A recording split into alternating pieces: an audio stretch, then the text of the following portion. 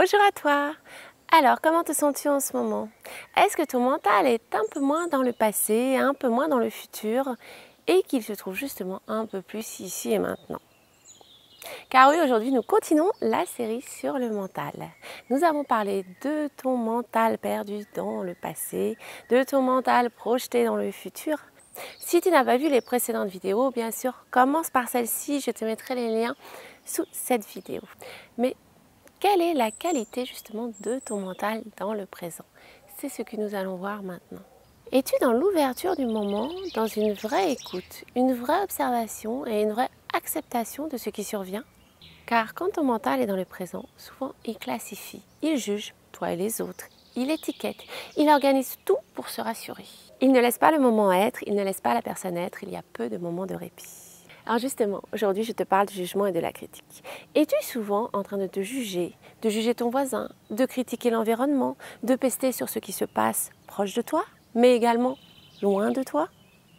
Lorsque l'on est très critique sur notre environnement, sur les gens que l'on rencontre, c'est souvent que l'on est très exigeant avec soi-même et donc très critique envers soi avant tout.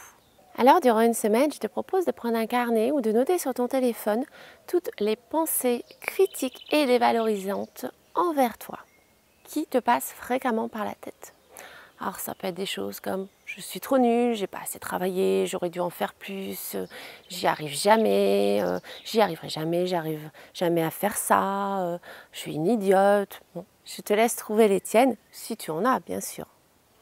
Observe ensuite si tu as tendance à être critique sur ce qui se passe autour de toi.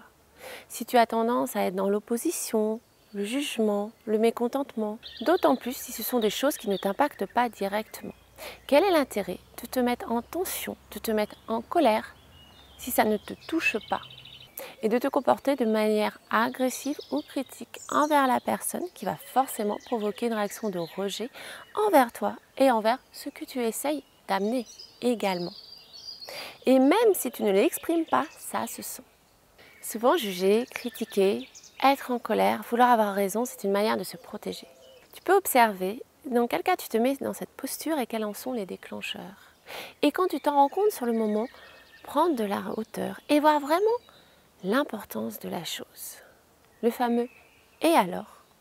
Est-il important? A-t-il un intérêt que tu te mettes dans cette tension, dans cette opposition? Qu'est-ce qui se passerait si justement tu t'es ouvert, détendu, que tu laissais les choses être? Quand tu fais cela, que tu juges ou critiques l'environnement, tu n'es pas présent. Tu vois les choses avec un filtre de tension. Tu n'es pas dans l'accueil du moment, mais dans la contraction. Et ton corps est totalement impacté. Tu peux avoir justement de l'hypertension, les épaules bloquées, avoir du mal à digérer, enfin, plein de choses qui révèlent cette tension quasi permanente. En plus, tu ne laisses plus d'espace à la nouveauté, à l'inattendu, à l'opportunité qui pourrait se présenter. D'ailleurs, l'opportunité, tu ne la verras même pas, car elle ne rentrera pas dans tes attentes rigides. Il n'y aura pas de place pour elle. Après t'être observé, avoir compris ce qui t'amène à cela, pour lâcher toutes les tensions, rien de mieux qu'une balade dans la nature. Tu peux même en faire chaque jour, pas forcément une très longue, mais c'est le rythme d'en faire régulièrement qui va petit à petit t'apporter ce relâchement.